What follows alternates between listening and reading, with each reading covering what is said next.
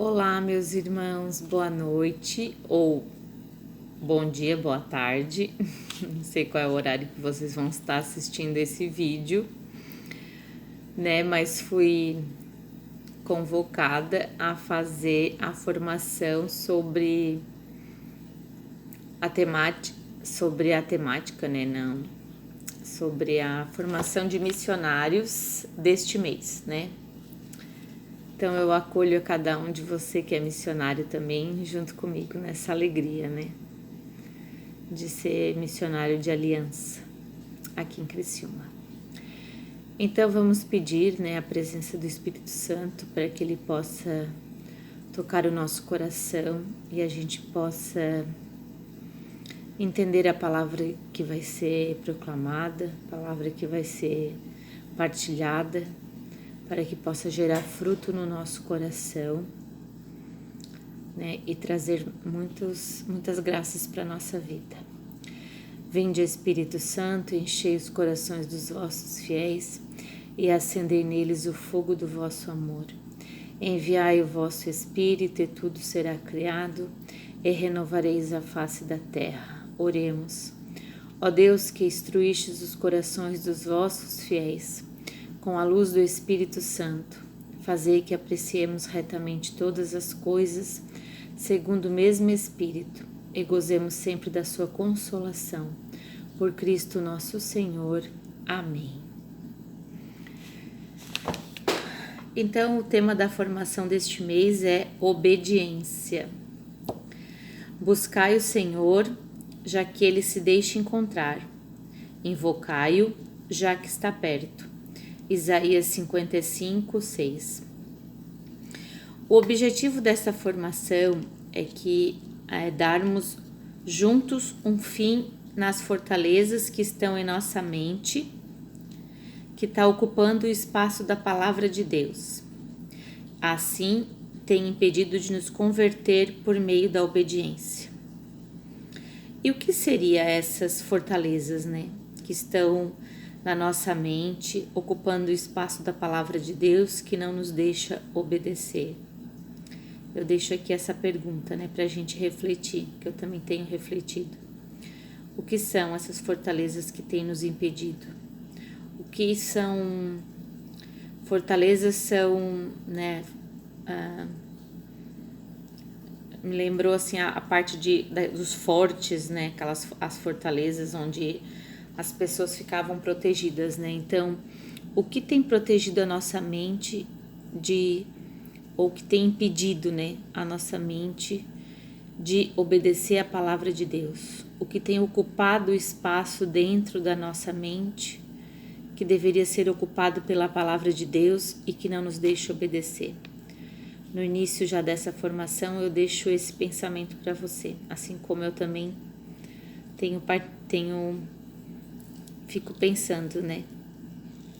Qual essas fortalezas que eu preciso derrubar dentro de mim, né? Dentro da minha mente, para que a palavra de Deus possa gerar frutos dentro de mim. Queremos abordar aqui a experiência da obediência, mas não a obediência que foi a obediência lá dos primeiros apóstolos, as dos santos contados nos livros, não. É a experiência feita por nós com a potência do Espírito Santo. Devemos, como consagrados que somos, de sonhar alto, numa vivência entre nós e os que se aproximarem de nós através do Evangelho pregado com as nossas vidas e não somente com palavras. Então, né, como diz aquela frase, pregue o Evangelho. Se for necessário, use palavras. Acho que é mais ou menos assim. Né? Não podemos nos enganar rotulando as pessoas também.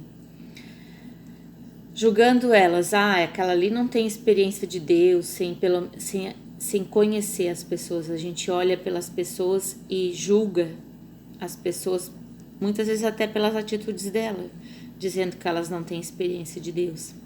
Mas só Deus conhece o coração delas. Só Deus sabe lá no íntimo, né, lá no escondido, no sozinho, como que é o coração daquela pessoa. Então a gente não deve julgar as pessoas pelas aparências, pelas atitudes, né?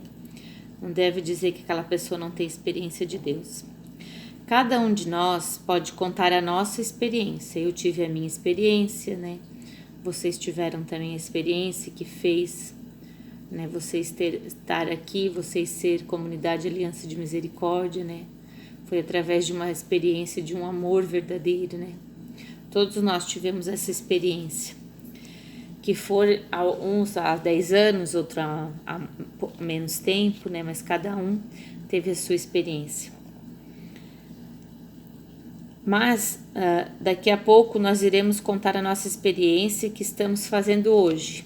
Então, assim, o importante não é o que a gente fez, lógico, é importante a experiência que a gente fez lá no início, mas também é continuar essa experiência, né? Essa experiência ela tem que ser individual. Não é o meu testemunho que tem que converter aquela pessoa, mas é a minha vivência diariamente que tem que tocar o coração das outras pessoas. É a minha obediência à palavra de Deus, a minha vivência do Evangelho diariamente é que tem que tocar o coração das pessoas. Não o meu testemunho, não o testemunho da primeira experiência que eu fiz. Não é nisso que a gente tem que se amparar, mas é na vivência diariamente do Evangelho e mudando as nossas vidas. Porque a experiência ela é individual, ela não acontece por causa dos outros, né? A experiência até de outras pessoas não vai acontecer por causa da nossa experiência, mas sim da experiência de cada um. Porque o Espírito Santo, né, até quando em Pentecostes caiu a língua de fogo, caiu sobre cada um de forma individual. E cada um fez a sua própria experiência. E se nós nos apoiarmos na experiência dos outros, corremos risco de desistir. Então a gente não pode estar apoiado na experiência do irmão. Temos que ter a nossa própria experiência de vivência diariamente. Agora nós vamos ver os 5 aspectos, segundo Santo Inácio de Loyola, que são 5 aspectos para vencer as ciladas do demônio que tentam nos afastar diariamente da graça de Deus, né? Esse primeiro aspecto se chama sugestão, né? Antes de a gente pecar, nos vem a sugestão. Não damos conta de entender que Deus nos chamou, que Deus nos deu uma tarefa muito importante. Deus nos dá sugestões constantes. Então, o inimigo nos dá sugestões constantes sobre o pecado. Por exemplo, se alguém tem o pecado da... Aqui o exemplo que dá, né? Se alguém tem o pecado da masturbação, o demônio fica rondando a mente da pessoa, fica sugerindo coisas, né?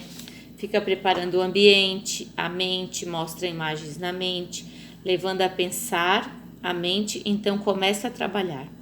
Só que quando a gente está nesse estágio da sugestão do pecado, o pecado ainda não é pecado, né? Porque a gente está ainda na sugestão.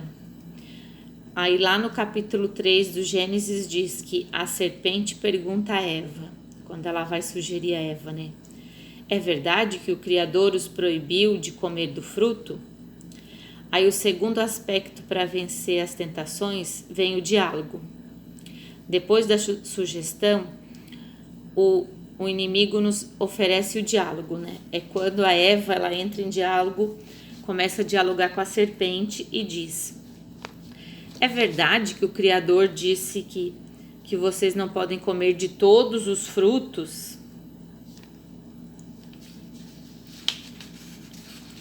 Que vocês não podem comer dos frutos que estão presentes? Aí a Eva diz: não, né? Nós podemos comer de todos os frutos, menos o da árvore do bem e do mal. Não podemos comer e nem tocar. Aí nessa parte a Eva já aumenta um pouquinho, porque a palavra que Deus disse é que eles só não deveriam comer do fruto. E a Eva já dá um entendimento maior, dá um espaço maior de diálogo com a serpente para ver qual seria a opinião da serpente a respeito dessa ordem de Deus, né? E ali começa o diálogo. quando a gente já dá espaço, né? Quando a gente tenta dialogar com o nosso pecado, né? A gente tenta argumentar com o pecado, e isso, o mal já vai entrando mais facilmente na nossa vida. Na intenção da Eva de descobrir o porquê Deus havia proibido. Aqui não é pecado, ainda o pecado, né, não está concretizado, segundo Santo Inácio. E o terceiro aspecto é o combate. No combate é a hora que a gente tem a possibilidade de combater o diálogo com o inimigo, quando decidimos por não ceder esse diálogo, quando encerramos esse diálogo, não damos corda, né? Quando a gente usa da palavra de Deus, né? Quando a gente tem conhecimento da palavra de Deus e usa da palavra para que interromper esse diálogo, né? Para que colocar a palavra de Deus ali, para encontrar na palavra de Deus força para vencer aquele pecado. Não permitir que a conversa com o inimigo tenha andamento. E o quarto aspecto, né, para vencer é o consentimento. Então, a gente já teve a sugestão, teve o diálogo e teve o combate. Agora a gente consente. A gente acolhe e aceita. Aceitar o pecado é deixar que todos os pontos citados acima se concretizem. Então, todos os 3 pontos já se concretizaram para que eu chegue no consentimento. Eu perdi o combate, eu aceitei o diálogo, aceitei a sugestão e agora eu estou consentindo o pecado. É quando Eva, após o diálogo com a serpente, se convence que é permitido comer do fruto e come. É quando a gente, diante de um pecado, acha que o pecado vale a pena. A gente se convence de que o prazer do pecado, ou aqueles momentos ali de prazer, ou o benefício que aquele pecado ali vai nos trazer momentâneo, é maior do que a graça de Deus. Aí a gente se convence. E o quinto aspecto é a paixão. A paixão é quando o pecado se torna carne da nossa carne. Aqui é o passo do pecado onde Eva diz para Adão: olha como é gostoso esse fruto. Eva já tinha se deliciado do pecado e levou para Adão, né? Levou a outras pessoas a pecarem. Aí essa passagem, ela ilustra, né, que Jesus disse a Santa Faustina que as pessoas que vivem das paixões do pecado são pessoas vivas fisicamente, mas com a alma morta, dizendo que não pode fazer mais nada quando se torna paixão alguns de nossos pecados, porque nos torna impermeáveis à graça. Quando a gente se apaixona por nossos pecados, né, quando a gente tem aqueles pecados que a gente não troca, que vive ali pecando, né? Esse pecado eles nos torna impermeável à graça de Deus. É como se a gente tivesse na chuva com capa de chuva. A capa de chuva faz a chuva escorrer pela capa, né? E não penetrar. Assim é quando a gente está em pecado, a graça de Deus não consegue penetrar na nossa vida, né? Isso é tão sério que podemos usar, né, um exemplo desse pecado, é o exemplo de Hitler, que teve como sugestão se tornar o Todo-Poderoso. Ele queria ser o Todo-Poderoso, ele era um austríaco e se tornou presidente da Alemanha, em 1933. Ele desejou que estivesse nos seus exércitos jovens fortes, violentos e decididos. E em 1937 começou a lutar contra os judeus e em 1941 foram mortos por sua ordem mais de 1.100.000 judeus. Tornou-se consentimento e depois paixão, o gosto de pecar, o gosto de ver o mal no outro. São pequenas coisas que se tornam grandes. São pequenas sugestões que muitas vezes nos levam para um caminho sem volta. Precisamos refletir as coisas para que possamos escolher de fato somente por Deus. Porque precisamos fortalecer o nosso chamado para a glória de Deus. Para isso devemos escolher pela santidade a cada instante e não deixar vencer o pecado. Não deixar a paixão do pecado entrar na nossa vida. A situação que o demônio mais nos pega é no relacionamento com os irmãos, gerando desconfiança na mente a respeito deles. Muitas vezes a gente rotula os irmãos pelas suas as atitudes, esquecendo de fato quem o irmão é. Por exemplo, a gente diz: o irmão é orgulhoso, o fulano é orgulhoso, quando na verdade naquele momento o fulano está tendo uma atitude orgulhosa por algumas situações que são desconhecidas por nós, né?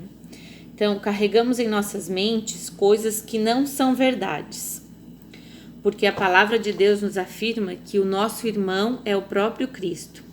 Logo, não é possível que Cristo seja orgulhoso. Então, aqui entrou a sugestão do maligno. Então, se a gente olhasse para o irmão com o olhar de que a gente estivesse olhando para Jesus, com o olhar que a gente saiba que se nós somos imagem e semelhança de Deus, né? Então nós temos aquele, se nós olharmos para o irmão, como o mesmo olhar que a gente olha para Jesus, a gente vai tirar as condenações da nossa vida, né? Do nosso olhar, a gente não vai mais olhar com o irmão com um olhar de condenação. É isso que a gente tem que tirar, né? Tirar esse olhar de condenação. Quando não nos relacionamos com os irmãos como me relacionaria com Jesus, então entra a desconfiança. O bem e o mal habitam em cada um de nós. Ao invés de nos apoiarmos no bem, começamos a criar sugestões negativas, gerando inimizades, onde Deus deseja que se viva a unidade. É necessária muita atenção nesse ponto, porque nós seremos julgados pelo amor. Se eu me deixo levar por essas sugestões de desconfiança, me afastando, eu crio inimizade, falo mal, com a mesma medida serei julgado. Porque se pensarmos que alguém está do nosso lado, nos vê incapaz de realizar algo, eu me torno realmente incapaz. Então, se a gente olha para aquela pessoa e vê que ela é incapaz de fazer isso, a pessoa pensando assim, ela realmente se torna incapaz de realizar aquela atitude. Agora, se estamos e confiamos em Deus, nós seremos pessoas que levaremos vida ao ambiente. Porém, se eu estou nas trevas, mais e mais vamos deixando de ser sinal do amor de Deus por onde passamos.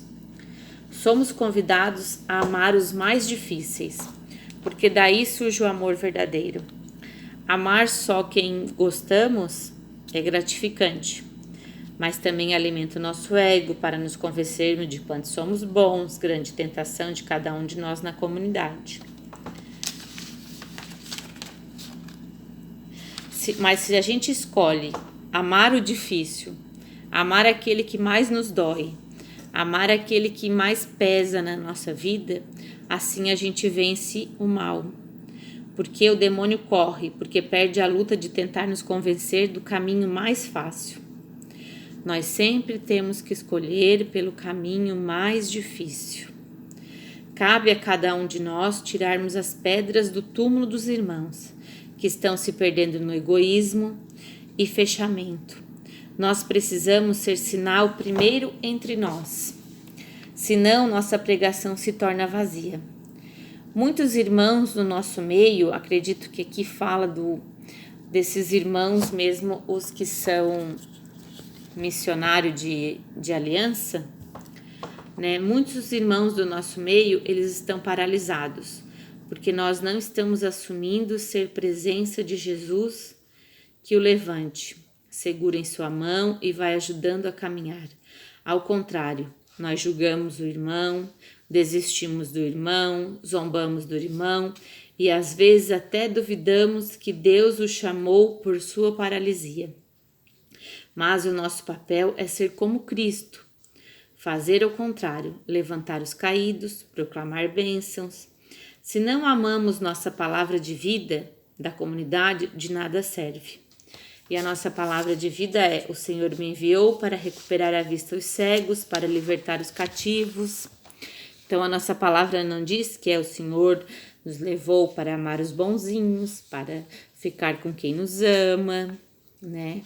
Então, a nossa palavra diz que o Jesus, né, o Espírito do Senhor está sobre mim, porque o Senhor me enviou para recuperar a vista aos cegos.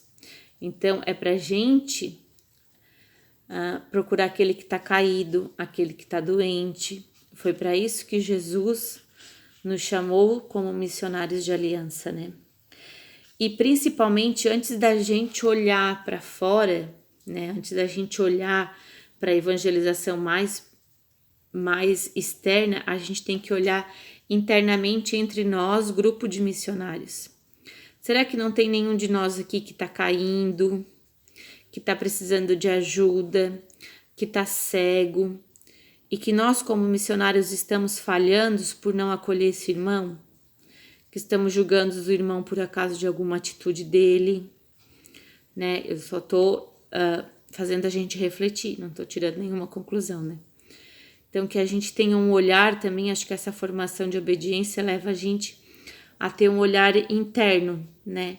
De se voltar para nós como missionário, para criar essa união na gente como comunidade de aliança, para que assim a gente possa ter essa vivência e o nosso testemunho de vida, a nossa união como irmãos, a nossa união como comunidade, gere frutos nas outras pessoas e converta as outras pessoas.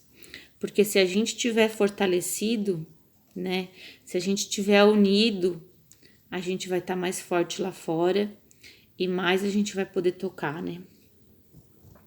Se não vivermos isso entre nós, essa questão da obediência, não adianta nada dizer para o mundo inteiro que é missionário. É nosso dever cuidar da ovelha ferida. Nós precisamos amar os irmãos o máximo que podemos, porque isso possibilitará a conversão do coração. Cada um considere os outros superiores a si mesmo. Uma erva daninha que precisa ser aparada é a desconfiança. Se desconfiamos de Deus, desconfiamos dos irmãos. E se os irmãos exercem alguma autoridade sobre mim, não vamos obedecer porque desconfio que ele queira o meu bem. Então, se estamos nós aqui como comunidade, como missionários, devemos confiar uns nos outros.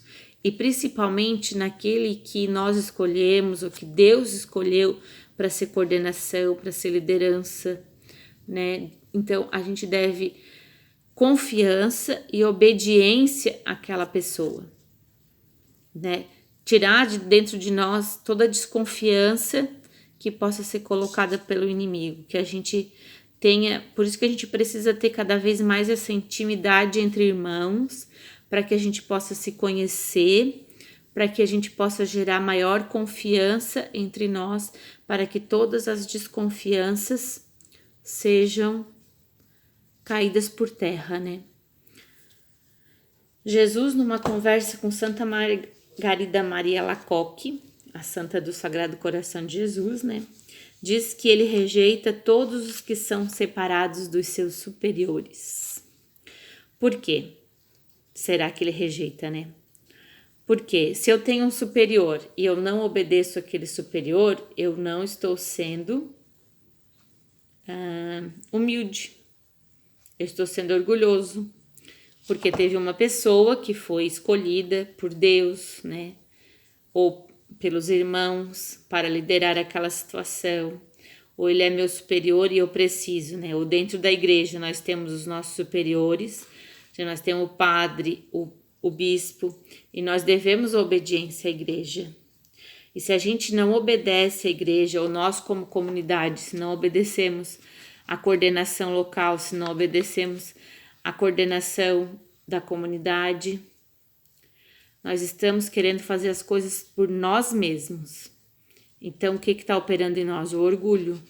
Não está operando a humildade. Nós não estamos querendo deixar com que Deus... Por isso que Deus disse que ele rejeita todos os que estão separados dos seus superiores, porque quem vive em obediência ao seu superior é uma pessoa humilde, né? E Deus se agrada dos corações que são humildes. Deus está chamando toda a comunidade para um passo de conversão, sincero, antes que nos percamos, porque estamos vivendo em desobediência. Fazei todas as coisas sem murmuração, nem contendas, para que sejais irrepreensíveis e sinceros, filhos de Deus inculpáveis, no meio de uma geração corrompida e perversa, entre a qual resplandeceis como astro no mundo. Então a gente tem que fazer todas as coisas sem murmurar, sem reclamar, fazer as coisas irrepreensíveis, sendo sinceros, sendo filhos de Deus, para que a gente possa, pela nossa vida, transformar o mundo ou ser pelo menos um sinal para o mundo. A desobediência, ela se camufla. Exemplo é um irmão na missão, né? A desobediência, ela pode ser camuflada por, ela pode se esconder por um outro sentimento, né? Por exemplo, um irmão pede para que a gente resolva algum problema, mas o tempo passa, a gente esquece o que foi pedido. Quando a pessoa pergunta sobre, dizemos: eu não consegui. A gente dá uma desculpa, né? E isso a gente acredita que não é desobediência, né? Porque não parece que seja desobediência. Eu simplesmente não fiz, deixei de fazer, né? Mas isso é agir com indiferença. Não considerou quem pediu como superior a si mesmo. E pior, isso se agrava quando isso é um pedido de um coordenador, porque a palavra de Deus diz: quem vos ouve, a mim ouve, e quem vos rejeita, a mim rejeita. Então, quando a gente rejeita uma obediência de um superior, é a Deus que estamos rejeitando. Não adianta ficar murmurando, duvidando, fazendo por fazer, não adianta nada. Temos que ter em nossa mente que Jesus nos chamou para estarmos aqui e fazer este caminho. Então, as coisas que me acontecem ou que me pedem parte de Jesus, então, se o amo, como digo para todo mundo, obedecemos prontamente de imediato. Logo, muitos milagres deixam de acontecer no nosso meio, entre nós, pela falta de obediência. A obediência é o caminho do milagre. A obediência gera... Esqueci a palavra que a gente usava nos retiros. Comunhão. A obediência gera comunhão. É isso mesmo. Em Atos 5 diz que o Espírito se dá aos que lhe obedecem. Abraão, quando obedeceu a Deus e ofereceu seu filho Isaque, ele ganhou uma fecundidade imensa, que foi pai de toda a humanidade, né? Pai na fé de todos nós, porque disse sim para Deus. Ao contrário, foi pela desobediência que o demônio entra na humanidade, pela desobediência que perdemos tantas graças no meio de nós. Nesse ponto, falamos de desobediência de uma forma profunda, não somente do fato de não fazer algo que é pedido, mas na falta de comunicação, falta de retornos, confrontos. Se quisermos obedecer e uma dificuldade surge, eu tenho desejo de obedecer e nesse caminho surge uma dificuldade, o que eu devo fazer? Vou fazer uma ligação, por exemplo, eu decido que eu vou obedecer a coordenação local aqui da Aliança de Misericórdia. Mas para mim obedecer me surge uma dúvida, o que eu vou fazer? Vou pegar o telefone, vou ligar para a coordenação e vou esclarecer essa dúvida, para que eu possa continuar em obediência. Não fazer as coisas como eu acho que deve ser feita, porque eu acho que é melhor assim.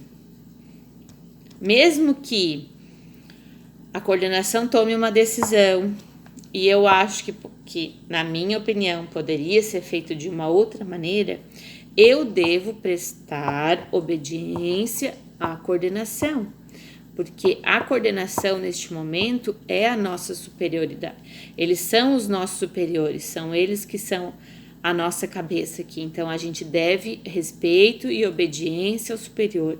A hora que a gente aprender a ter obediência, a gente vai conseguir ter mais comunhão e mais a graça de Deus vai acontecer. Então, o que a gente tem que fazer para ter obediência? Fazer confronto, né? Tá sempre confrontando as coisas com a liderança ou com, né, a liderança daquela evangelização.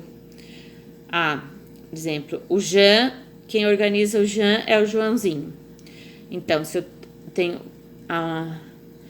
o Joãozinho me solicitou que eu fizesse essa formação.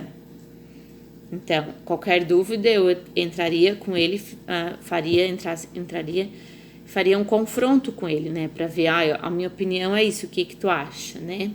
E assim o Joãozinho, como liderança do Jean, ele também deve obediência à coordenação.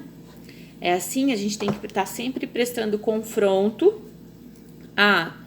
É nossa missão como missionário participar das evangelizações, do Jean, da vigília. Eu não vou poder ir à vigília, né? Agora tá online, mas, por exemplo, é um exemplo, se acontecesse. Então, o que eu vou fazer? Eu vou confrontar, eu vou explicar por que isso acontece, né? O que a coordenação acha? São essas coisas que a gente tem que ter dentro de nós como obediência, né? Para que gere graça dentro do nosso grupo, principalmente do grupo de missionários da Aliança. Porque nós,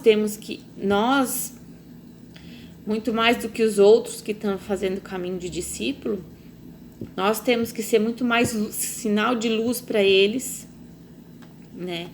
Para eles que estão aqui também, para que nós todos formamos graça, para que essa luz que resplandece dentro de nós possa atingir a outros na rua.